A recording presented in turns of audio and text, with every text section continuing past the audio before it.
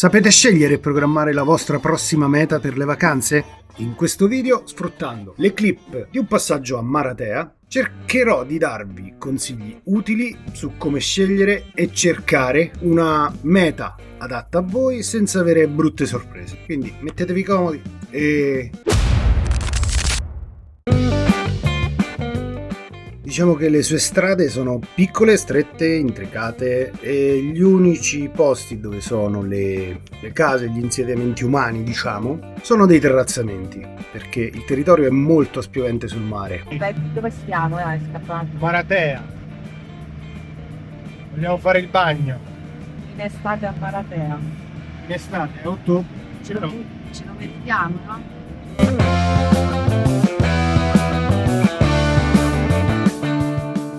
Queste caratteristiche creano davvero un paesaggio veramente mozzafiato, è qualcosa di incredibile. Sta mosca di merda sull'obiettivo della telecamera, porco... Stasera, no, adesso.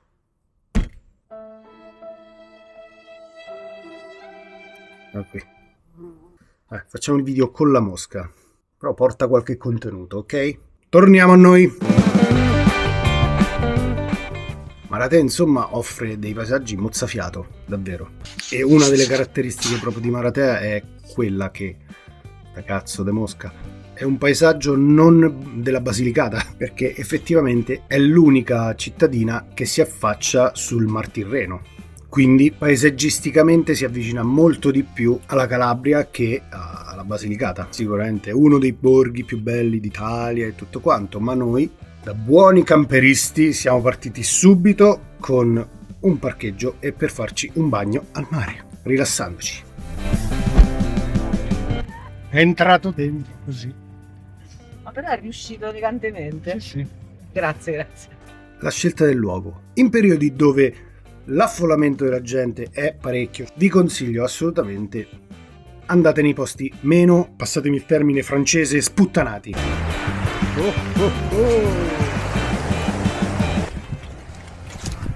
Condenda l'ho portata al mare. Quindi visitatevi borghi che non incula nessuno, perché sicuramente troverete un'atmosfera assolutamente più rilassata e non avete quel tran tran, quel casino che porta comunque un grande affollamento di turisti.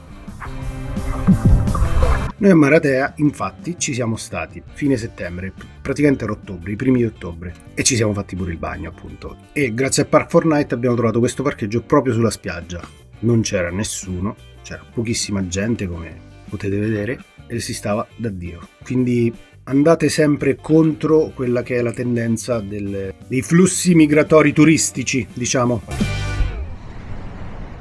E dopo questo bagno eccezionale ci siamo fatti una doccia e ci siamo spostati, e sempre grazie a Park4Night abbiamo trovato un parcheggio adatto ai camper, quindi è un parcheggio dove ci sono gli autobus, quindi vi consiglio sicuramente di, con Park4Night e Google Maps, controllare bene i parcheggi e i vari posti, perché può succedere, spesso succede,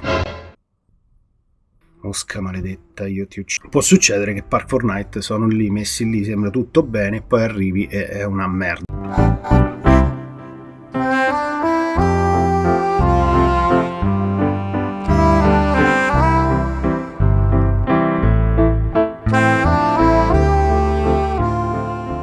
E a Maratea non è che c'è tanto modo di girare, cioè le strade sono piccole, il paese è piccolo, è arroccato sopra il mare su delle scogliere, cioè imboccate una strada dovete essere sicuri di poter riuscire, perché sennò vi tocca fare la retro, tutta la retro, e non è veramente, non ve lo consiglio.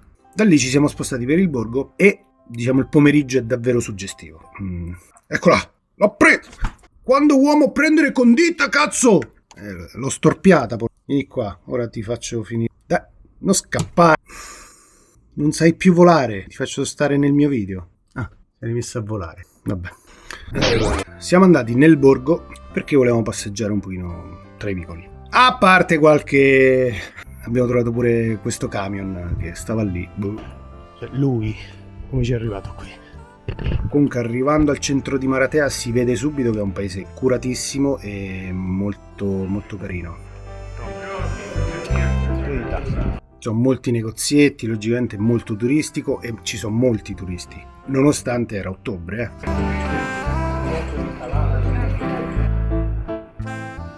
Non siamo andati nella statua del Cristo Redentore, che è una delle più grandi d'Europa, se non erro, perché appunto era soltanto una sosta per fare una notte da qualche parte e sono molto più interessato ai prodotti enogastronomici. Quindi passeggiando tra i vicoli siamo andati lontani, e questa è una cosa che vi consiglio: quando siete in un borgo molto turistico, cercate i posti dove non ci sono i turisti. Probabilmente non vedrete cose bellissime o ninnoletti da riportare a casa e cagate del genere, ma vedrete l'altra faccia, quindi magari vedete una parte del paese un po' più non proprio ristrutturata a dovere e curata, e quella è una faccia pure del turismo. Scoprire il lato nascosto dei luoghi che visitiamo, quindi non vedere solo la facciata che ci fa vedere, che ci propone, ok? Mi piace anche scoprire le parti dove normalmente non ci vanno i turisti. Sta mosca io me la mangio, non è morta, non l'ho presa, però mi sono fatto male, un po' di veemenza. Comunque, passeggiando siamo sbucati su una terrazza che era sì messa male, c'era il giubbotto morto, c'è un giubbino morto, però la vista è stata impagabile perché era quasi l'ora del tramonto e devo dire che wow.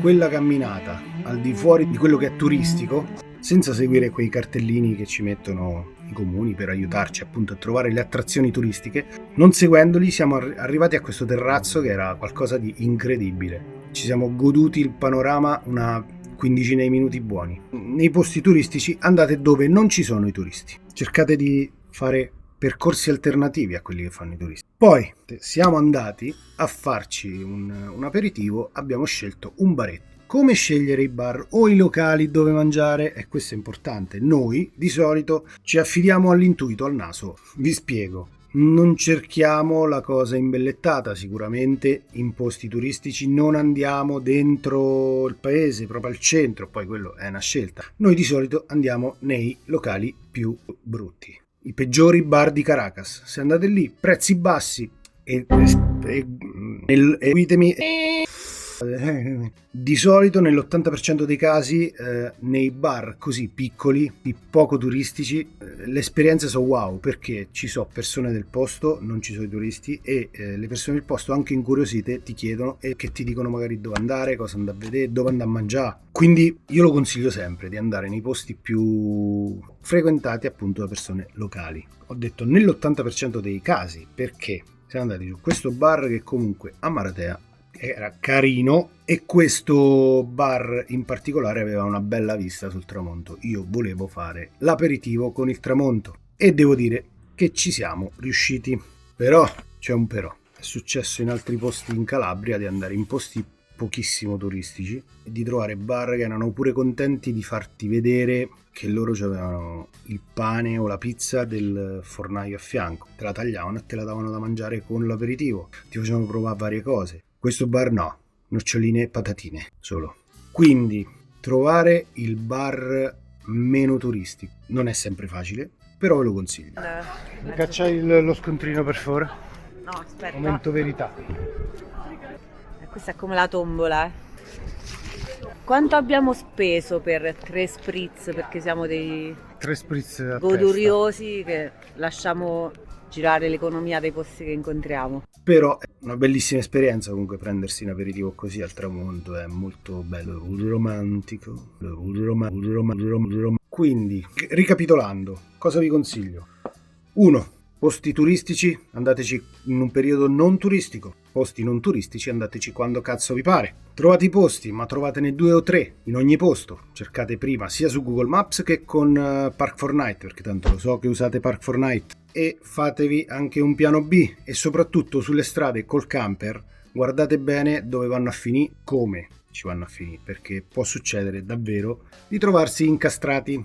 Terzo ed ultimo consiglio che vi do per viaggiare in camper, su come scegliere la meta e come godersela, frequentate i posti meno turistici, perché dai posti meno turistici, per mia esperienza personale, è sempre venuto fuori un viaggio buffo, carino e davvero emozionante. Ben 42 euro, amici miei. Aspetta, con il contorno di patatine e noccioline. Siamo al top.